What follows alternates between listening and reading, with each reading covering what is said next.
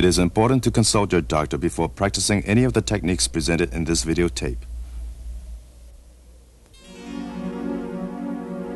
Tai Chi Chuan has been translated, the grand ultimate in polarization. Reality is composed of opposites: soft, hard, night, day, heavy, light. The exercises known as Tai Chi Chuan express this philosophy, that within each of the exercises or forms are opposites: retreat, advance, pull, push, defend, attack, yin-yang.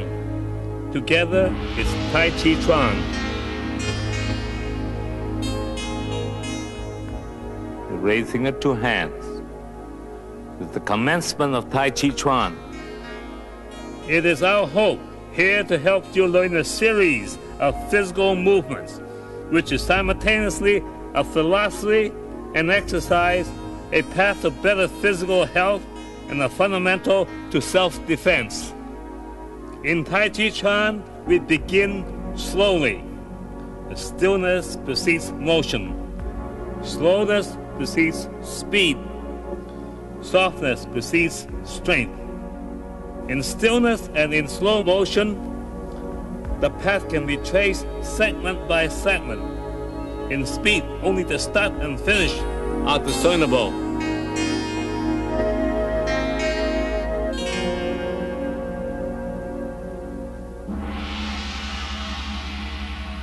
The art of living is the greatest of all arts, and studying Tai Chi is an important aspect of that. I was born in 1910. I have 7 children ranging from 4 to 44. I have studied with many masters, particularly Master Wang Wen Shan, and I have taught in many places. Aiding me will be my student Victoria Mallory, whose appearance and technical perfection has very few equals in America. This tape divides into 5 sections: the tempo exercises, instructions in form and technique, then the 27 forms, isolated and examined one at a time, the short form, the 27 forms as one. Use this section as a daily performance guide, and then push hand and exercise with 2 people, and self-defense, the martial art aspect of Tai Chi Chuan. Hidden within the forms of Tai Chi Chuan are movements which in the combat situation can either block or attack. The combat applications are just as important as the gentle movements of the forms, the one yang and the other yin. Tai Chi Chuan is the whole manifest in opposites. We are about to do a series of movements known as tempo exercises.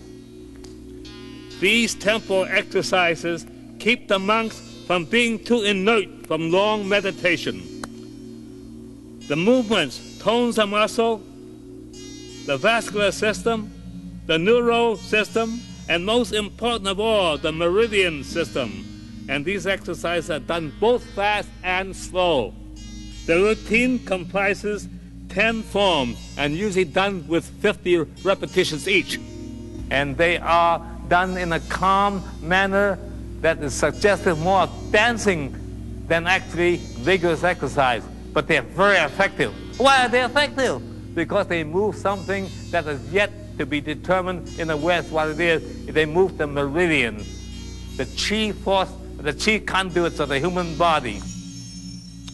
With Victoria's help, I will now show you how to perform the tempo exercises. While learning, you should practice along with Victoria and replaying the tape several times over a period of days until you have mastered each exercise. Once you have learned them, it will be to your benefit to exercise regularly. How many and how often are a matter of individual choice.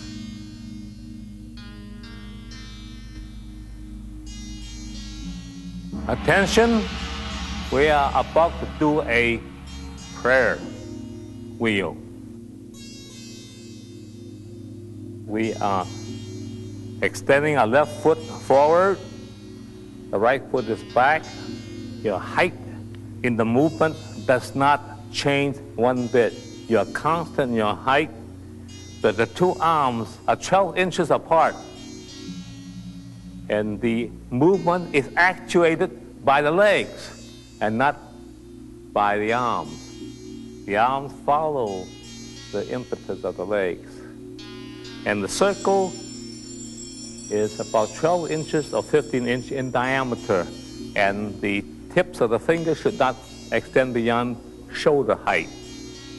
The two palms are constant in the distance apart. There is a pumping movement suggestive of the fact that the entire body is pumping the four conduits of the human body, such as the vascular system, the lymphatic system, and the neural system. But most important, we are pumping, or we are moving the chi system, C-H-I. The more movement, the more chi. And the more chi, there's more life. And you should always turn and do the other side subsequently with the same amount of repetitions. You can step forward, and with the left foot, the right foot is now 45 degrees pointing from the center line.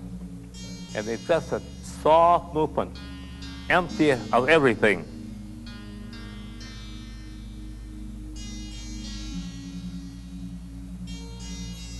Fine. This is a knee rotation. Place your two palms on your kneecap. Be in the position of a person ready to dive into a swimming pool. There's a 90-degree angle from the thighs to the back. The back is kept straight, although inclined. Because the knees are rotating, 6 major acupuncture points are being activated. When you activate them, you activate the whole human organism. Now, if you do a certain amount in a certain direction, which should be around 50 or more, there should be a corresponding amount going the other way. Going the other way, yes. But be sure at all that time, the height of the human frame is not up nor down, but remain constant. The breathing is soft and relaxed breathing. There's no necessary any what they call assertive breathing nor receptive breathing. It's just soft all the way through. The arms, although placed upon the kneecap, are not tense. Just place that nicely. Relax. This is the cross-arm exercise. The two arms are kept on the shoulder level.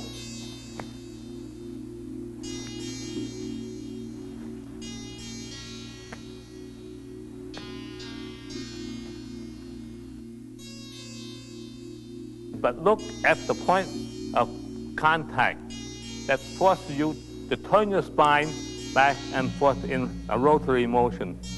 You notice as you hit this way, yes, and then again open up, we are introducing you to the idea of a reciprocal movement.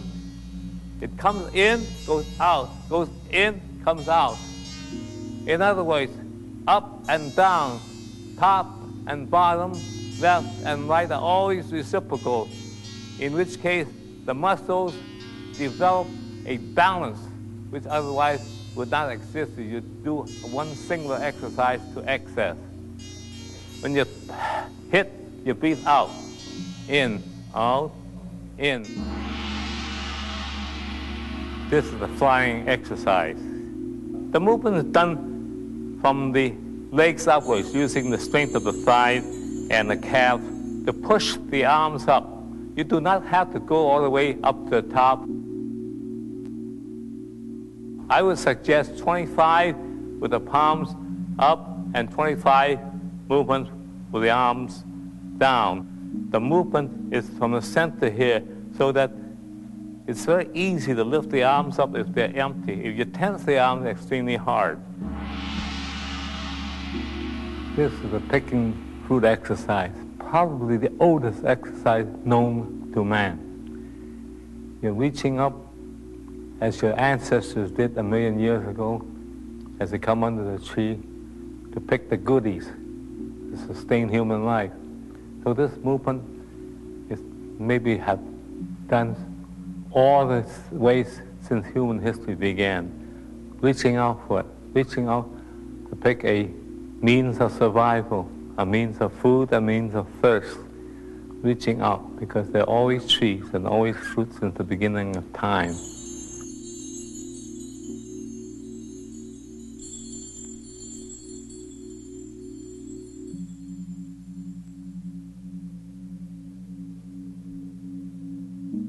Reach as far as it can, so that every joint is stretched, and so that the chi that flows to the fingertip is extended, so to speak, chi-wise or electrical-wise, all the way to the fingertip.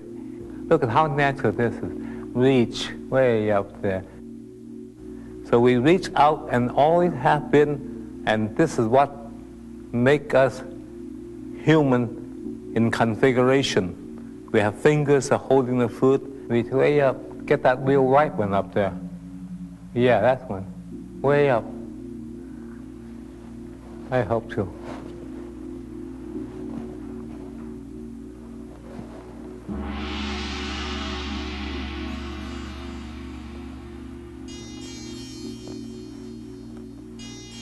This is a swinging exercise in two parts.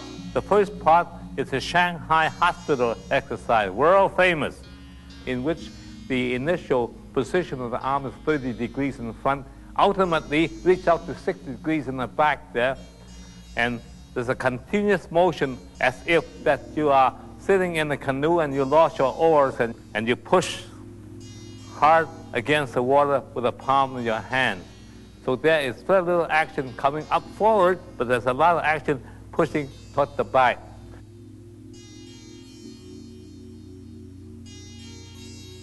Now this is the first part of the category. The second part is you do the same thing with the legs. Now many times we use a chair by holding on. In this instance, I think Victoria is so well balanced that she will swing the legs without holding on to anything. Way up, back, way up, back. You usually do about 50 to the right, maybe do it 2 3 times to have an aggregate of 50, and then you turn to the other side with the left foot. Way up. You see how this hip is liberated? So liberating two of the main joints in the human body, the shoulder area and the hip area. Now you must take care so that you do this easy at first, so that you develop a fluidity and a looseness of the hips before you go into multiples. Fine. You notice I delegate the movement. Now this is the grinding of corn. And you're grinding the corn, which is on top of the stone table, which is knee-high. You use a little bit of your own weight pressing down on it, which can be actuated through the movements of the knees and thighs. Try to keep the two hands at the same height, otherwise you'll be grinding air.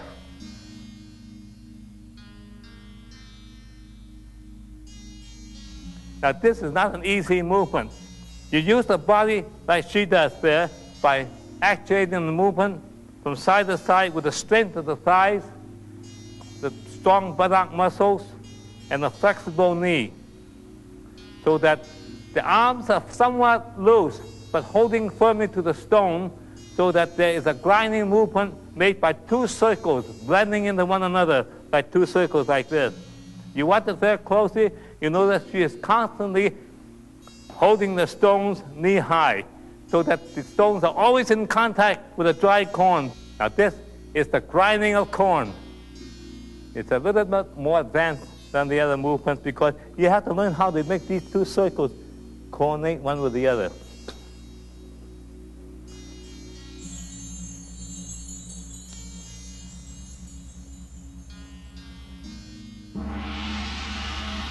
All things need polishing, particularly mirrors and windows and art objects. So this is a universal movement because humanity has these treasures which must be taken care of, particularly your health. This is polishing the mirror. The two hands goes down to the center of the mirror and the two arms go circular-like as you go up to meet the presumably round mirror, and you're holding two pieces of chamois in your hand and you're polishing the set mirror. You use the bodily strength to press against it as she does, and keeping in mind that the mirror is perpendicular to the ground and the two hands are not going backwards but holding to the mirror itself. There is a two circular movements, half circle movements to the peripheral of the mirror and the two hands going down for the center of the mirror. Two actions, not only in the legs, but in the body pushing forward against the mirror to give it a good polish. The arms are in movement, the legs are in movement, and you can have variation by coming down this way and going up the other way as part of the movement, so that all parts of the muscle relating to that area are in motion. By pressing and concentrating on the flat of the hands, you enable the qi to flow into the natural acupunctural terminal points in the fingers. You breathe up as you go up, breathe in, I mean to say, and you breathe out as you go down.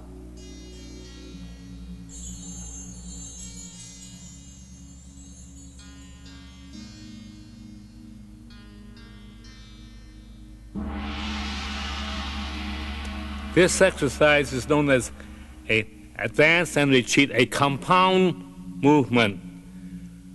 This is the essence of life, forward and backwards. And in the intelligence of the individual rests on how and when. The foundation of all great physical education system lies in the understanding of the development and maintenance of the center of the body and the movement therein or thereof. In this case, sexual, the eliminative, and digestive.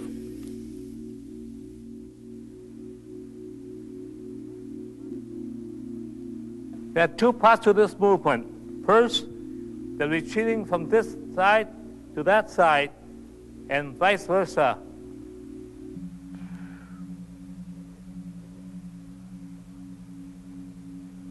The body retreats through the use of the legs and the hips.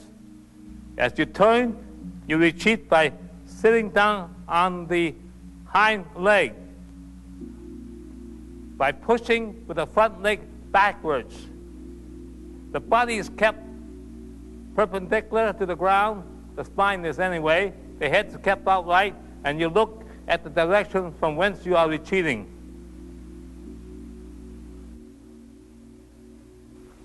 Now, in the advance, you just push the hind leg forward. And you turn, just like you're advancing on something, coming at something.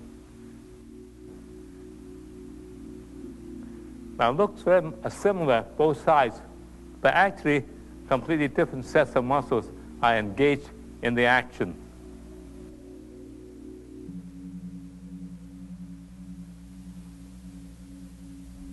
Movements without fatiguing actions, which causes residual fatigue acids.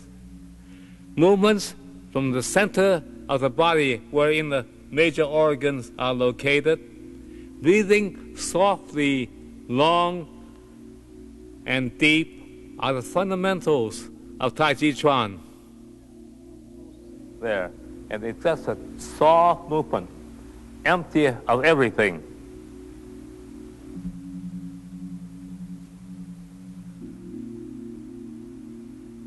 fine. Relax.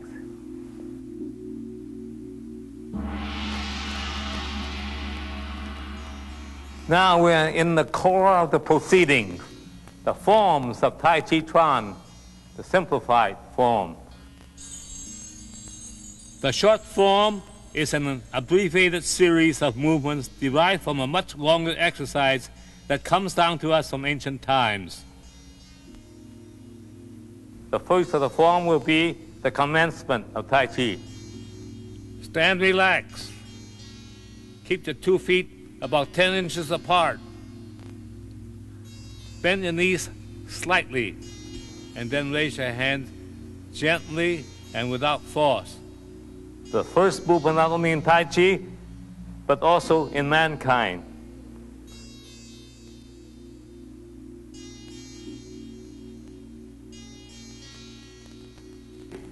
When you raise up your hands, you meet your mate. When you raise up your hands, you meet mama. When you raise up your hands, mama says, baby. When your 2 hands are up. Once more.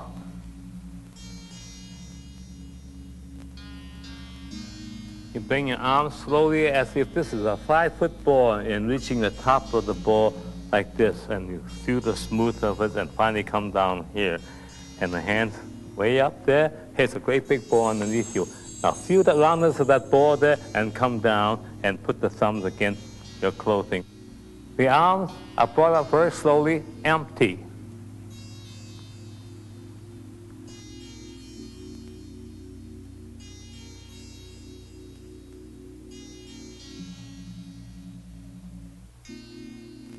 The partition of the wild horse's mane.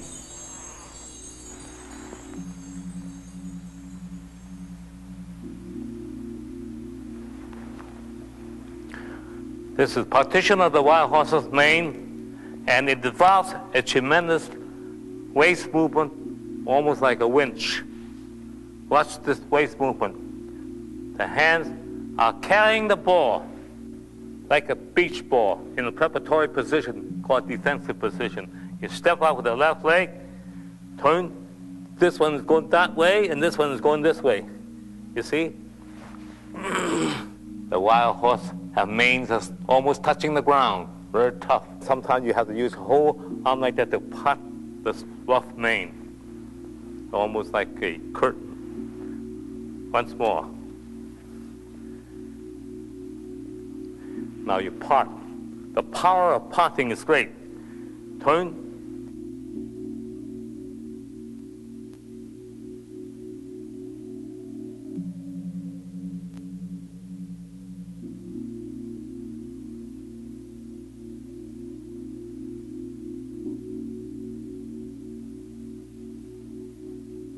The partition of the wild horse's mane. This is the same move repeated, but in the opposite direction. And back again.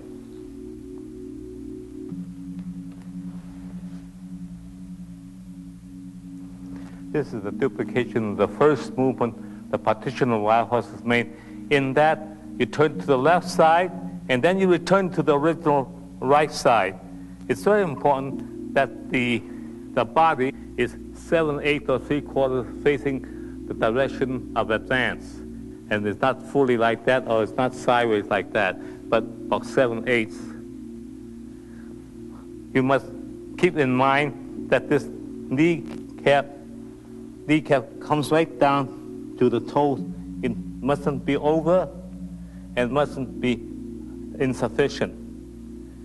But it's 70% of the weight is on the front leg and about 30% on the hind leg.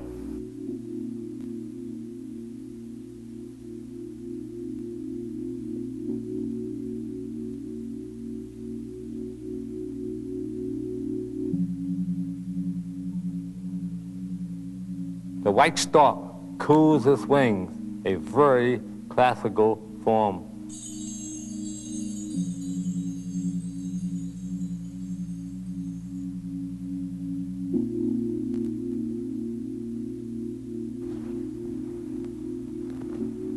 Do it again, please.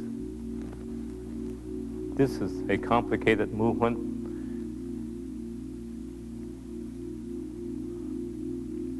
and this hand going to its destined place, this arm going to its destined place, and this left leg coming to this place must arrive there simultaneously in what they call the principle of threes.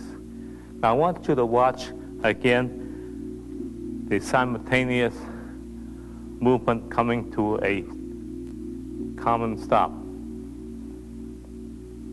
The right hand goes up, the left hand comes down, and the left foot comes touching the ground, tiptoes simultaneously. That and that arrive at the same time. Now this is called the white stork coos his wings. And in it are many, many symbols. Here is the shape that goes like this, the S shape, which is the center of the Tai Chi circle. And this divides the yin and the yang. You see this, the center of the Tai Chi circle. The weight is on the right leg almost totally. The left toe touches the ground to keep the balance, and this hand is above the head to protect anything that might invade this area of the entity. This hand here is curved to protect that left leg.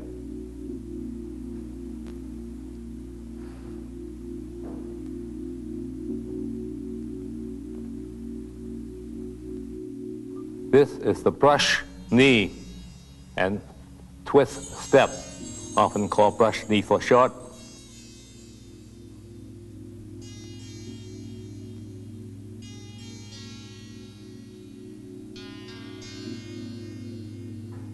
It's the brush knee in action. This is the left brush, right push. The initial turn of the left foot so that you can get on the other side in balance. Now the turning of the body in the opposite direction, identical with the previous movement, excepting from the other side. Now we're going back to the original side. Left hand brushing, right hand pushing. But the alignment is very definite. The thumb and the center of the body is in line.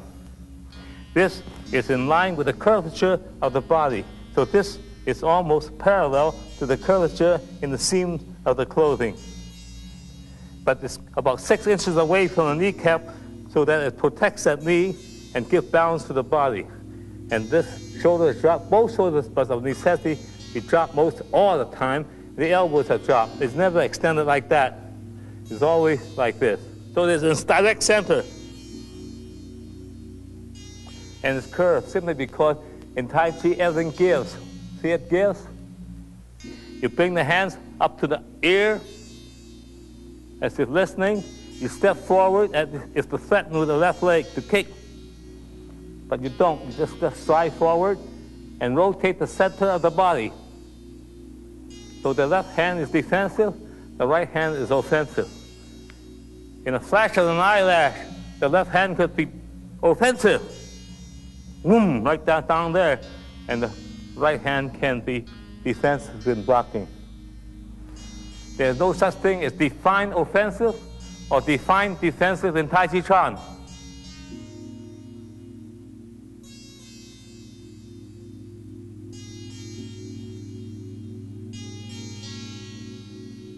Playing the pei pa. The pei pa is a Chinese musical instrument.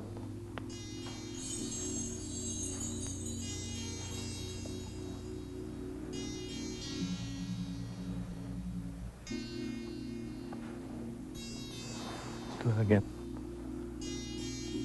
This is playing the pei pa. The left hand is extended with the fingers eye height. Right, eye height. So the left defensive position and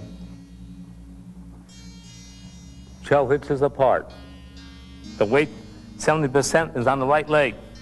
The left leg is 30%. It's called the insubstantial leg. The right leg is called a substantial leg because the insubstantial leg can be swept and nothing happens to her. But if she put weight on that leg there, she's in danger. Okay, once more. You lift up the right leg a little bit, replace it, and sink back on that right leg and lift the two hands up, and 3 movements are simultaneously reaching the objective. This hand here, and the left heel on the ground simultaneously. The peipa is a Chinese musical instrument where you can strum it like that, and the left hand plays the keyboard. Pipa in certain parts of China and peipa in other parts of China. Once more. That right leg must come up for a while. Get up a little bit, replace it at the ground a little closer to you, and sink on that right leg, lift the left hand up gently, lift the right leg up, and place it again on the ground with the toes up. You're touching the heel with the ground, and that knee is flexible. Repulsing of the monkey movement.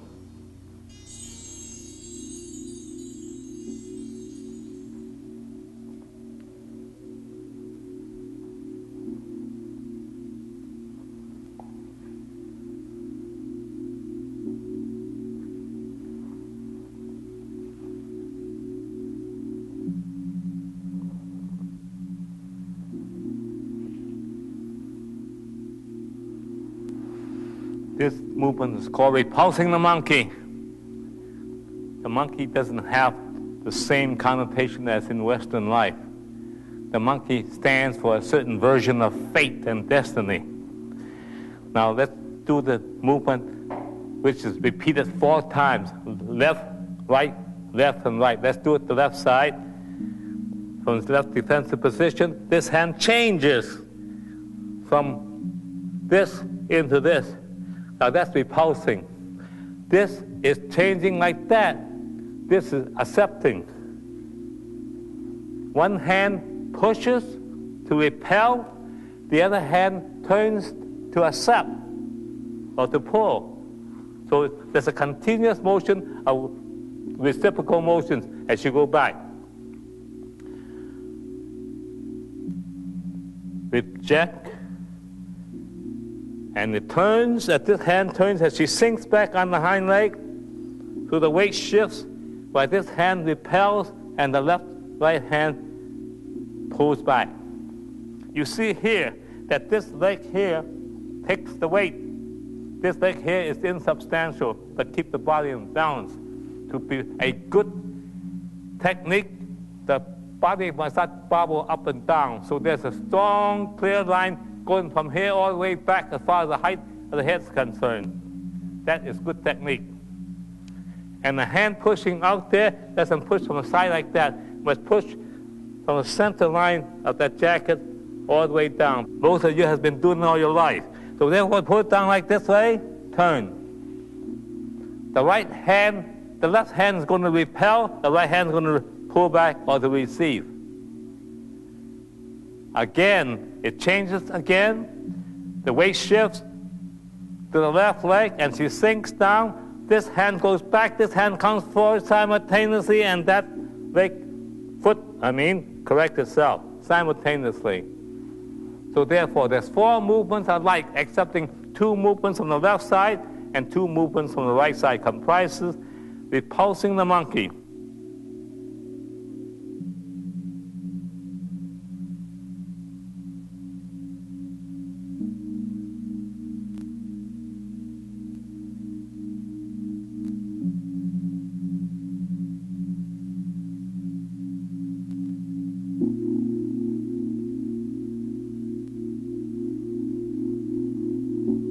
And now we are into a complicated movement called grasping the bird's tail, consisting of 4 detailed movements,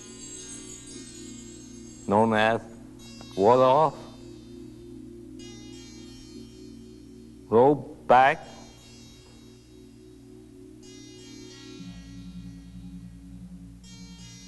press forward, which she's doing now, and 2-hand push.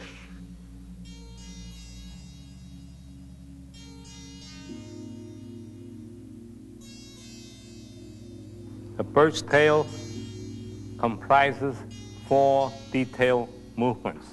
Return, carrying the ball, step, just ward off, and bring it over. As it's coming over, the palm of the right hand meets the palm of the left hand, go down and back. The right hand makes a circle. The whole body weight's on the right leg.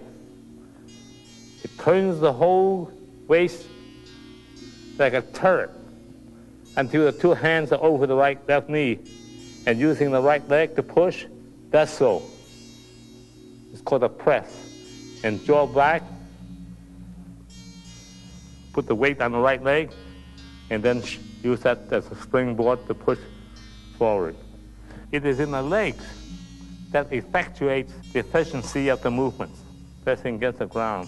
It's here that retreats, sinking down on that leg.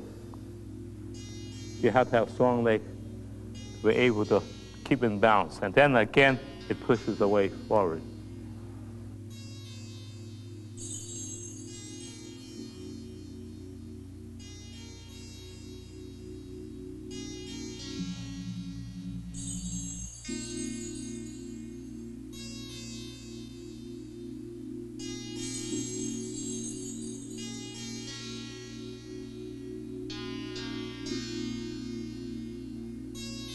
Now she's doing on the other side, so that the body is equally balanced. Turn, shifting the weight to the right leg. Back, step, right leg, ward off. Bring down, roll back. Turn over the right knee. Press. Draw back. Back is straight, using the left leg, power. Push with the left leg, and hold. Single whip. A very classic movement. Very beautiful movement.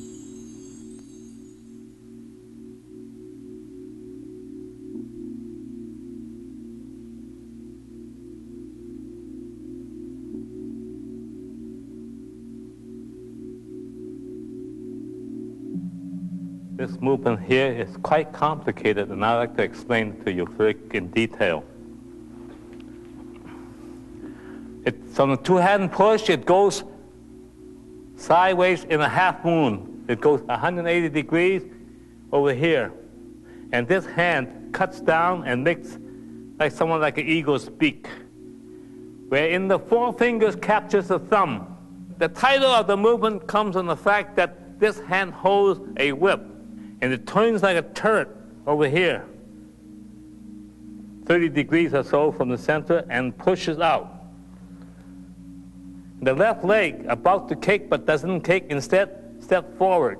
And as it rotates around the waist, this hand turns.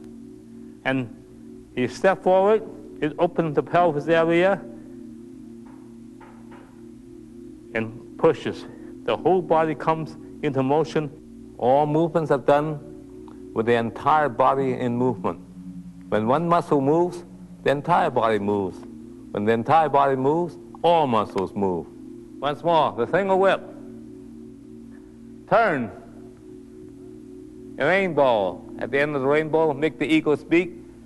Turn the turret back to the back there and thrust it forward and beyond your right leg. Hold it a minute.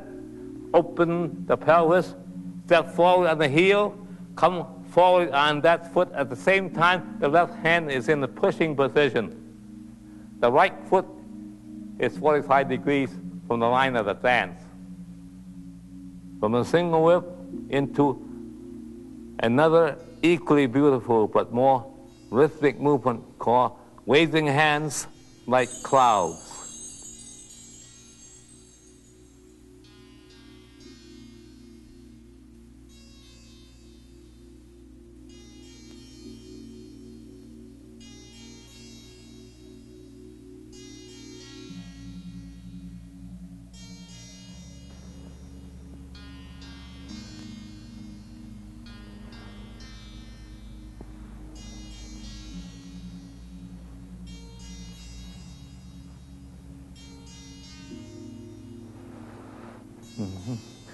Now you do it from the start. Single whip.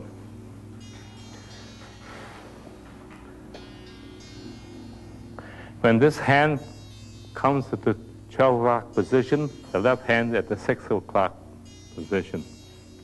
It's always on the other side of the circle. Continue. When it's 3 o'clock and 9 o'clock over here. Again, 12 o'clock, 6 o'clock. You move from the waist. You rotate the shoulders. You rotate the neck. The arms are making circles also. The eyes roll.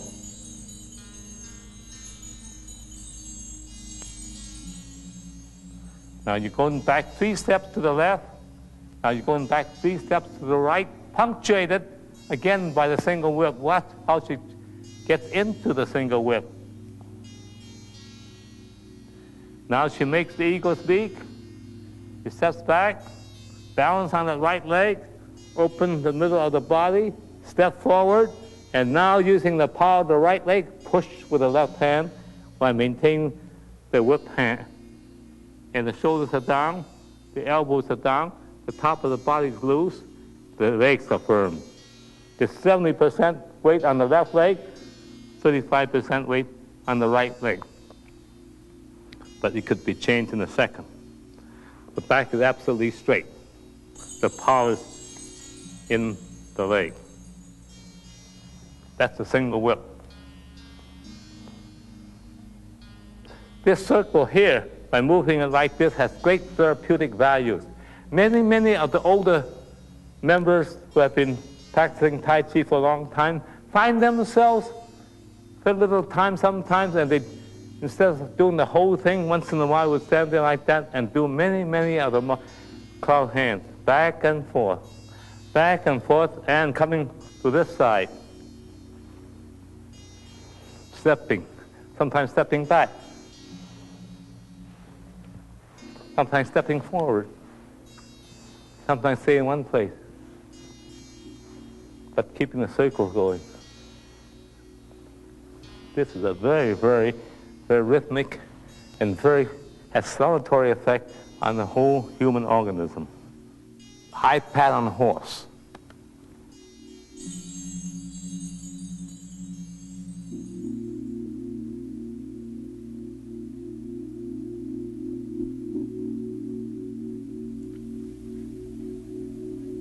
Within the high pat form is another form called separation of right leg.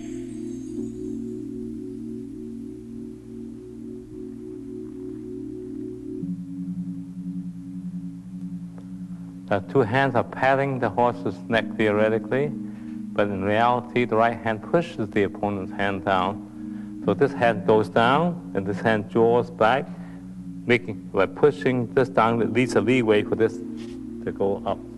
And the other hand supports the left hand at the angle, at the elbow area. Like that. Now let's do it again from the beginning.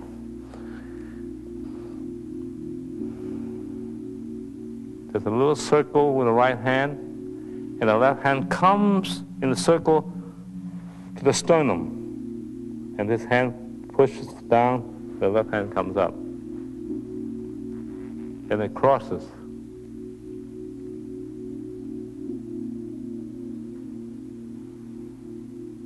In this instance, 2 circles, and opens up. That's it. That's an easy one to do. So it's not necessary to kick that perfect if you're a beginner. You can just raise the leg up. But don't use the body to balance it. Kick this way, but don't kick back this way. So the back is maintained straight. Good. Now she's doing on the other side, so that the body is equally balanced. And you step forward, the 2 hands block outwards, but come in again, and the 2 knuckles in front hits against the opponent's ear. And then you turn, two hands, makes a circle and crosses the hands, and when the hands are open, the legs goes out on a heel kick, facing the other direction. At first it's a toe kick, now it's a heel kick. The snakes creep down, left side.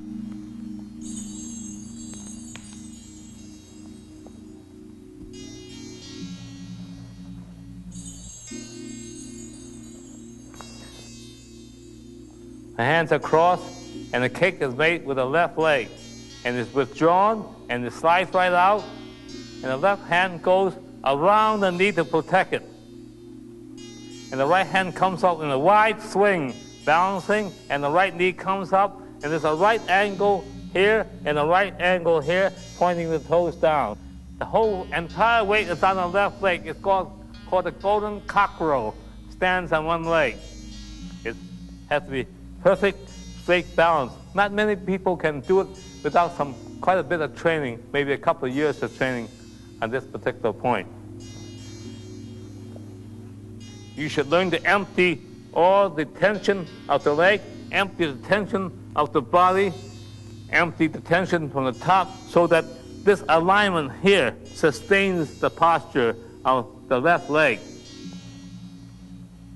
But now, if you are not up to it, you could do it like the way I do it, because I have an injury in my knees. So therefore, it could be done this way, without going way down.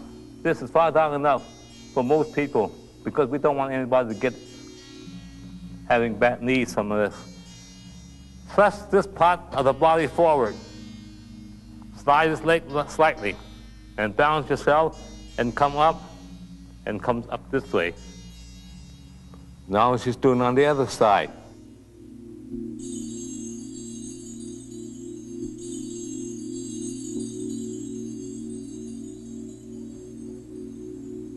The golden cockerel standing on the right leg, but on the left side, is just the reverse of the previous golden cockerel standing on the other side. The principle being that you should exercise both sides of the body to get a harmonic development.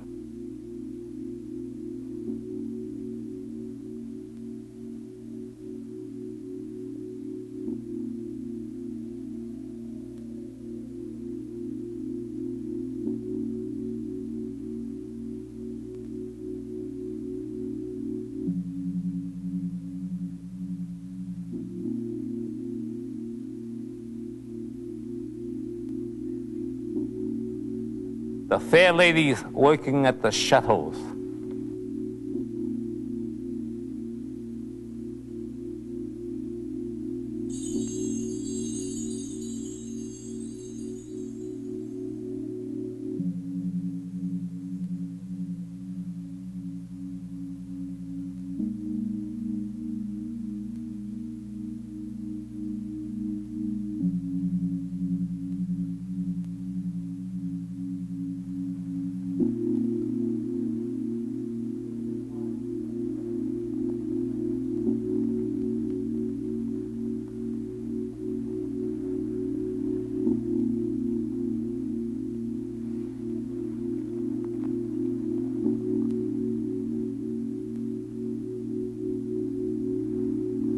That's the golden, no, that is the fair lady working at the shuttles on the left side.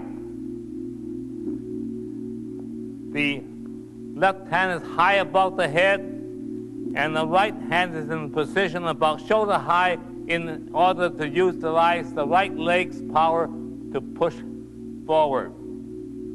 The back is kept straight. 70% of the weight is on the left leg, and the knee is just barely over the instep of the left foot. The right leg takes 30% of the weight, and the knee is slightly bent, and the body is 3/4 to the left side, and not quite full, 3/4. The width of the thumb must be in line to the midline of the body. about shoulder high. It could be raised up depending on the circumstances. But the movement is usually up. The needle at the sea bottom.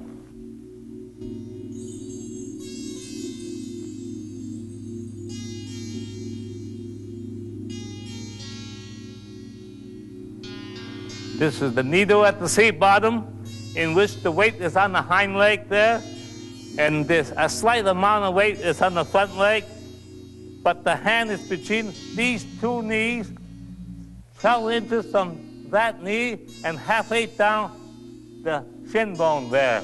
The eyes look slightly forward ahead. Weight power is located in the right hip, utilizing the power of the right thigh.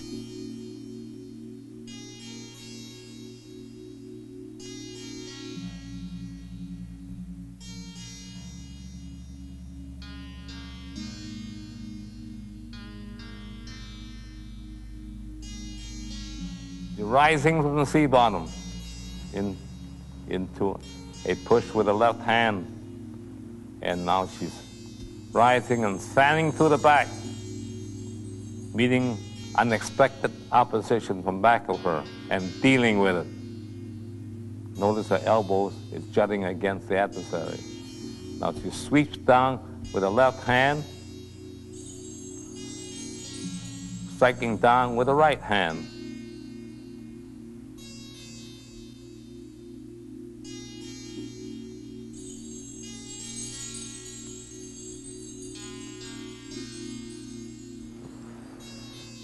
That has quite an involved title called The Needle at the Sea Bottom, and you rise from the sea bottom. The I Ching says what goes down must come up. Rises from the sea, push, then fanning through the back, blocking whatever is over there. Retreating, but retreating with the elbows thrusting out. The left hand's up here, away from the eye, but protecting the head. Two circles are moving, one going down this way, one going up, but they meet over there, out there. Then you draw back and chop. And the second time, you strike.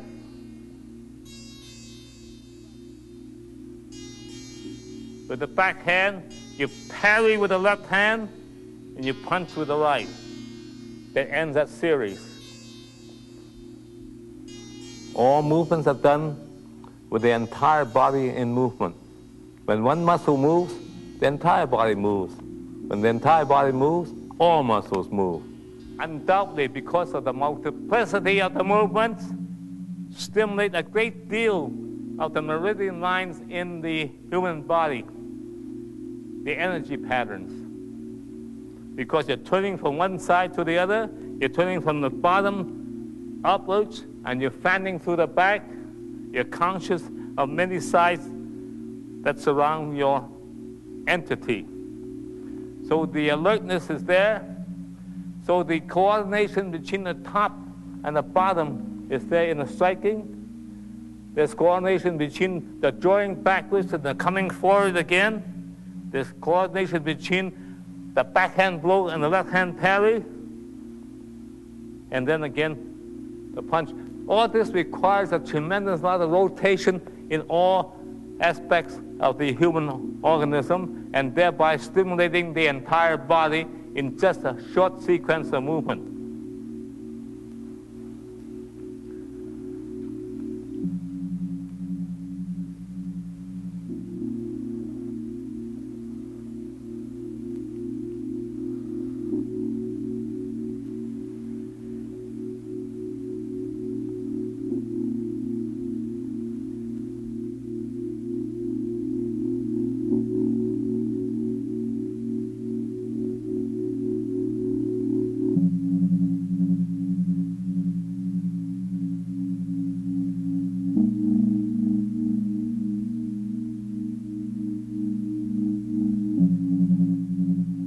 And this is the closing form of the short, simplified form of Tai Chi Chuan.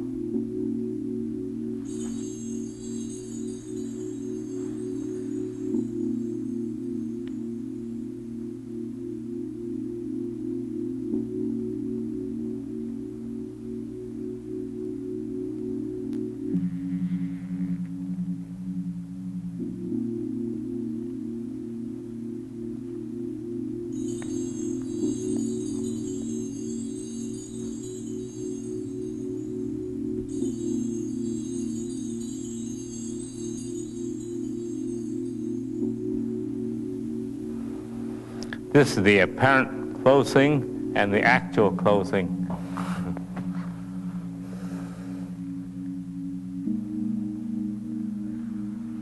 Rises and rocks away. Push. Turn. Weight on the right leg.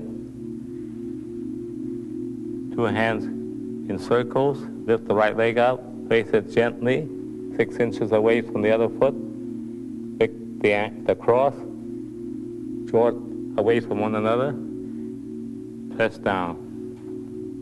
And that ends the whole short form of Tai Chi Chuan. The long form is shortened to 27 forms for the sake of learning. In practice, the entire series of individual forms are joined together in one continuous movement. You may wish to use this section as a guide for daily practice.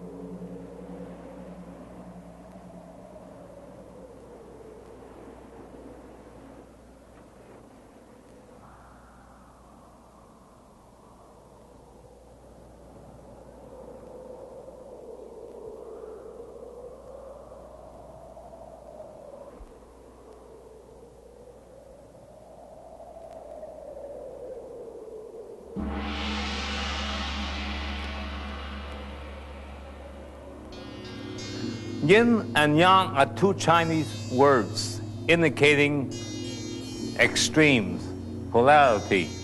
That is to say, it is the equivalent of opposites like hot, cold, heavy, light, male, female. Practicing the short form in solo is an experience in softness and fluidity. However, it is another matter to do the same thing in direct contact with another person.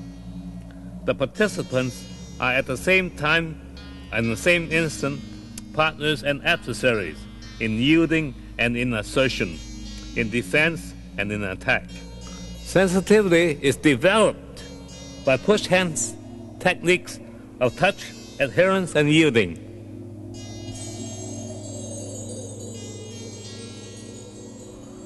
You must learn how to put the hands very softly.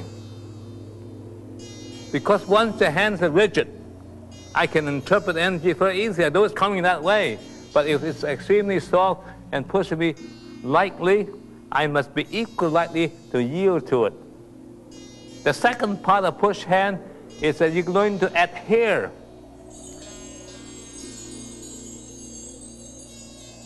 Now, supposing without the adherence, she pushed.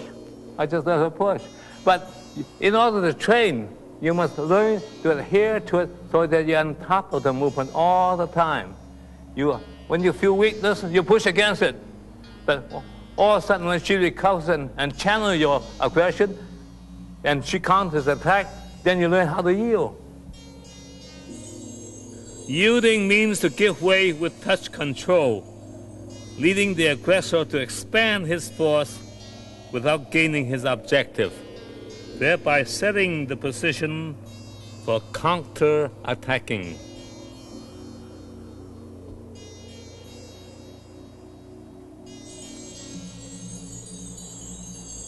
And I will show you the rudimentary. Let's say we're doing this and pushing. If she allows me to get too close to her, she gets pushed over because I am in momentum against her. But as I turn this way to push against her with my back of my hands 6 inches away from her, she turns so that I would push into nothing. So when she pushes me, the same thing happens. As she taught the center here, I turn so that I divert the force. As I turn the force, because she knows that she backs away. So I now begin to become the aggressor, to give it equal chance to learn. And then the same thing happens over and over again until you practice almost automatically. But you must not let the hands come too close. See, that's much you're allowed to. Because if I let her come real close, I can't get away. Now I can't get away. And I get pushed over. You always push up. You don't push down. When she pushed down at me, it's like knocking a stake down on the ground. You solidified me. Push. See, she pushes stake down on the ground. She never pushed me over. On the other hand, if she pushed me up, she uproots me. So the aim of pushing is to push up and away.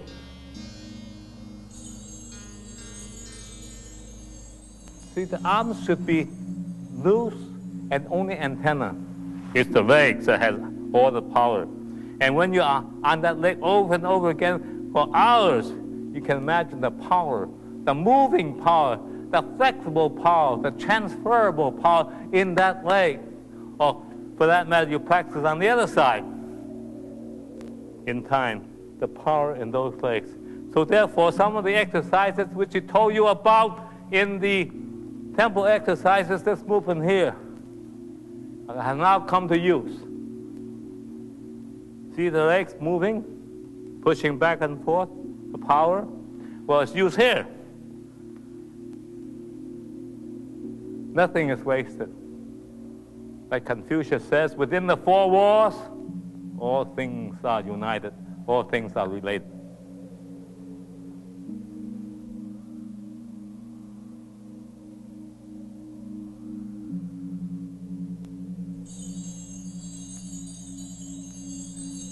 Then there are different kinds of hand forms. Some of us do the push hands with the back of our hands this way. Some of us would turn the hands to push in a normal pushing position. It's more easier for some people to learn to push like they push a door. Then a progression to what they call a jabbing hand. I aim to jab the sternum or jab the throat, and it flicks away. So it's a question of flicking the wrist up. The jabber becomes the jabbee.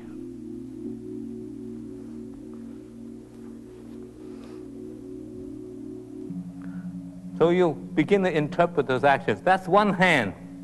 And sometimes it's done with movement. So they learn how to adhere to it no matter what the circumstances are. I'm going away.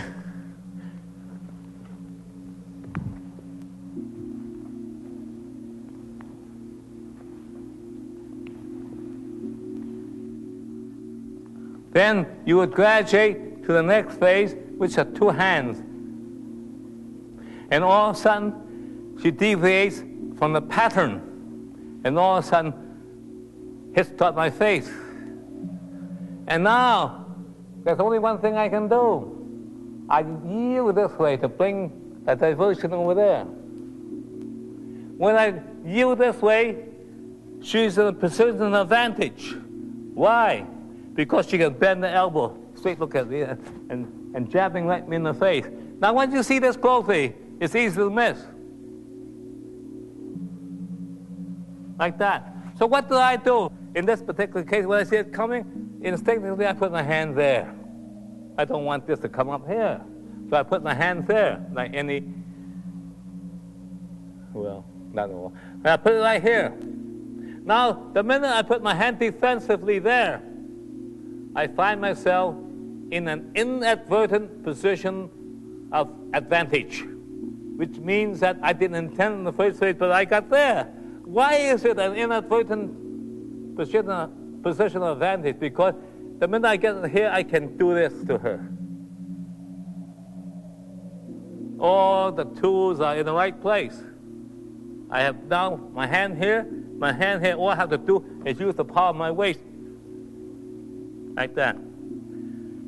Now, the words are not always to one particular person's wishes. So when I put my hands up there like that, to do that, she defends against it by putting a hand there. Now I can't, because this hand pushing against this hand equals neutrality. I can't. By putting her hands there to defend herself against my breaking her arms, she finds herself also in the position of inadvertently a position of advantage. She slides her hand down gently like that overhead to her forearm and press against my chest and push. But at that particular moment, I'm not totally inert. So as she pushes me, I just put my hand over her hand and slice it around like that and find her elbow, and I begin the whole process on the other hand, and she pushes me over there. And then I put my hand here. So the whole thing is transformed on the other side, back and forth. Attack, and defense. Now you have Hegel. You have dialectics, the yin and yang. In other words, the defense and the offense completely in alternation. A dialectic process of two persons dealing with each other's energy. We'll do it real fast for you now so you can remember how it goes.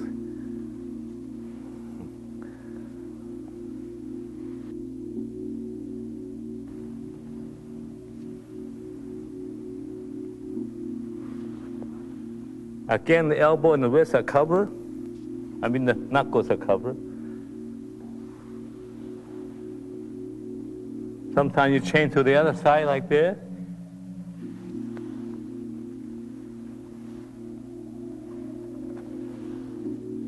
Push upwards.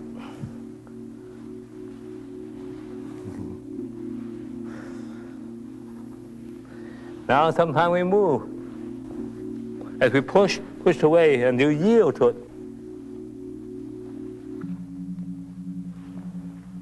And sometimes you make exercise out of it, through the two hands again.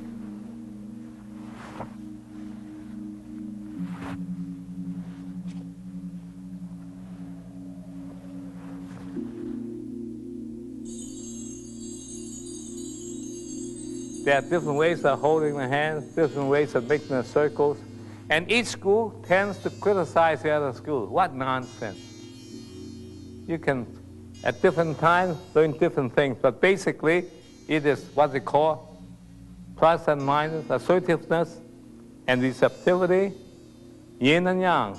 Let us say, when you push two hands like this, I push her away. And I push her. She does the same thing. I push her hand away to push her. She does the same thing to me. Now, here's another form. Very simple. There may be dozens of forms of reciprocity. That's the word. When two persons are not in combat and are working with one another to develop the sensitivity of the body, to develop the coordination of your own body with another person's energies, this is all to the good. You can learn the fundamentals in about a week. It will take you 20 years to become extremely expert.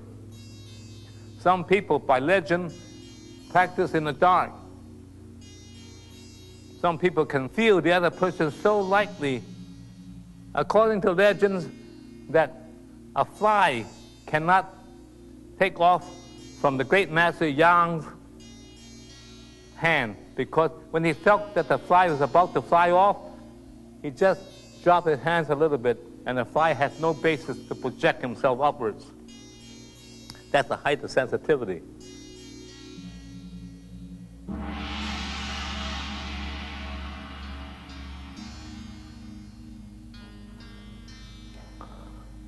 What is martial arts? What is self-defense in a combat sense? Reduce it down to mathematics. Self-defense is the ability of the body to be in a position of advantage. If your enemy, of course, is asleep, you're certainly in a position of advantage. If he has fallen down and has broken several bones while you're hovering over him, coming into the place, you are in a position of advantage. Now, how do you get there?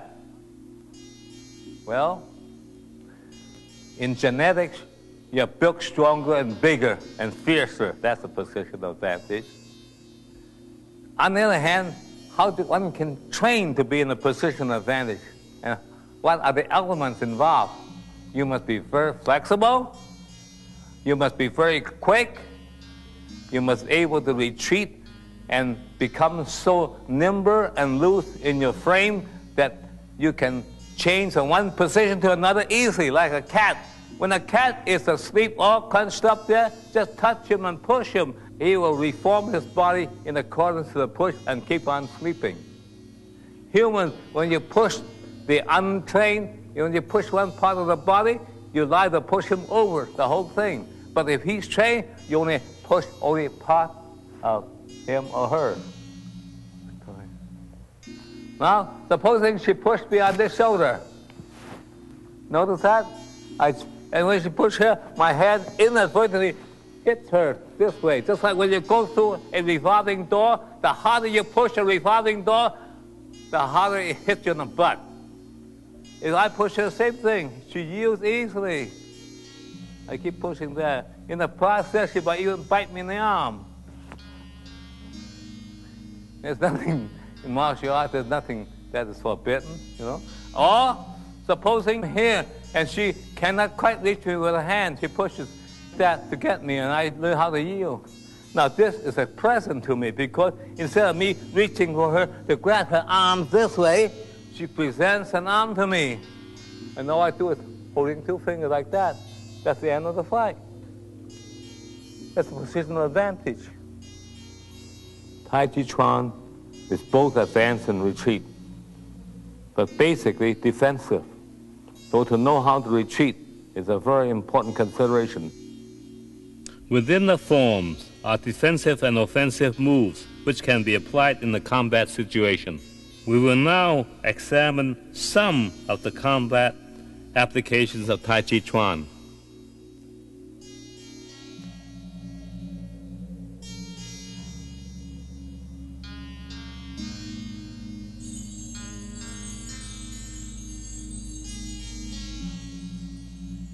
I'm going to choke you. You push.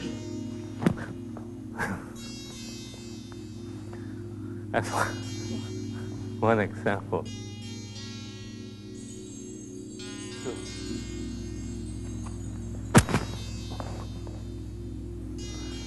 Elbow, forearm.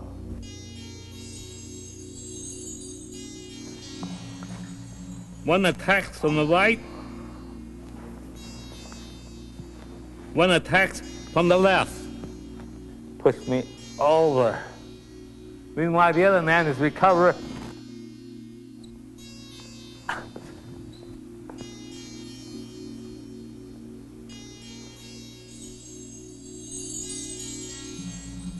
One more time. And she goes back.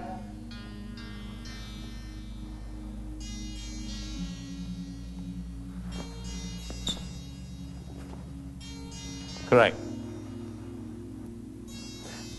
This movement depends on the right leg in line with the right hand, so that the power of this hand is determined by the coordination of the right leg. So it goes back. There's a continuation of the chain of power to the first floor from this right side. And so therefore, this whole linkage is affected. This hand here is a yin hand, normally used to divert or to protect that knee. That's why it's called brush knee. Actually, you're brushing the area around the knee. So whether it's a kick or a punch to the body or another punch to the body, that's some of the more simplified explanation. And she goes back.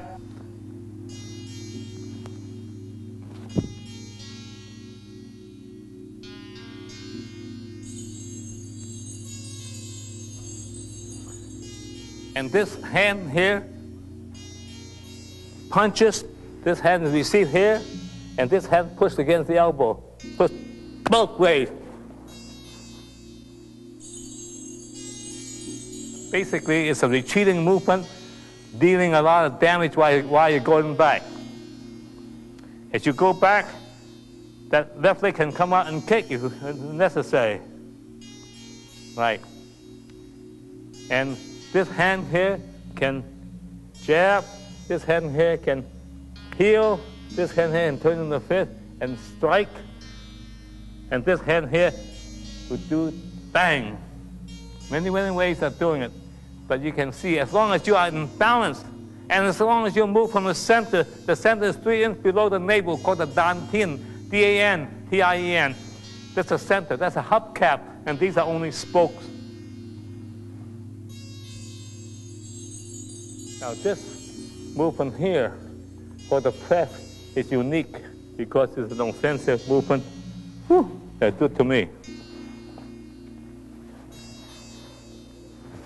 Yeah, that's right. The combined power of both hands against one sector here using a small surface.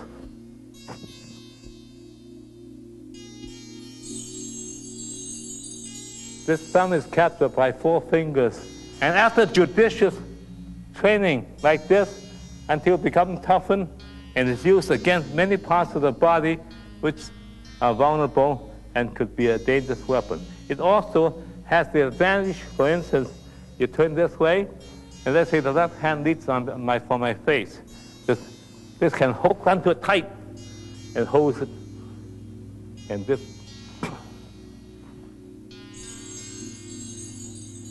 you can get caught within the circles of the cow hands, like sometimes people get the hands caught in gears. The 2 hands are quite menacing because it has a wide range of circles. It attacks high, it attacks low. It attacks low, it attacks high. Attack high, attack low. For example, if you are rushing me with both hands, I use cow hands on you. See? I block, push down. I block, I push down. I use the back of my hand to block, and turn the hand to push down. I'm in control of your hand. Now, what is the meaning of this crossing the hand? You cross the hands in,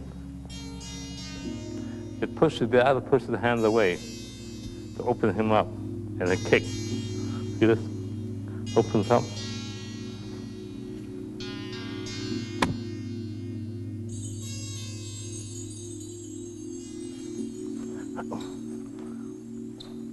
Either hand would do it. Now this time I will do it with the left hand.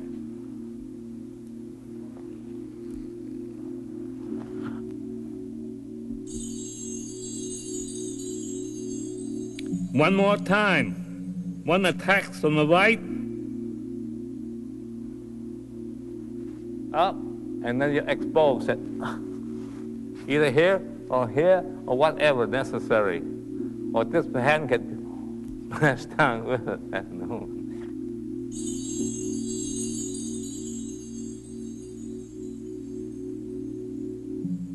And now she's rising and fanning through the back, meeting unexpected opposition from back of her and dealing with it. The elbow.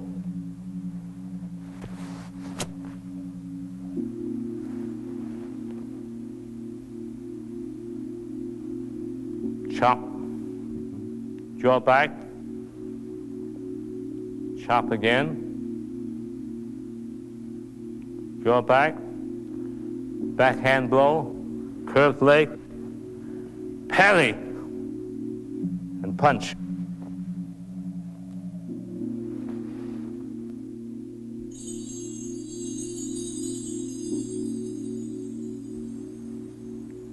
It blocks it. And when it blocks it,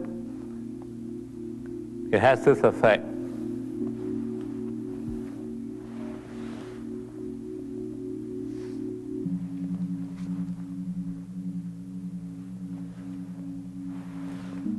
But the other way around. Many ways of doing it. But this allows you to block against a kick, and when the hand comes, blocks it. And this hand holds up like this. This hand is free to take this around. It is our hope that this tape will encourage you to seek out knowledge and guided instructions from a qualified instructor or master of Tai Chi Chuan. Or, if you have already done so, we hope to provide you with a useful supplement to your classes. We have really only touched upon the bare basics. Tai Chi Chuan can be a lifetime pursuit.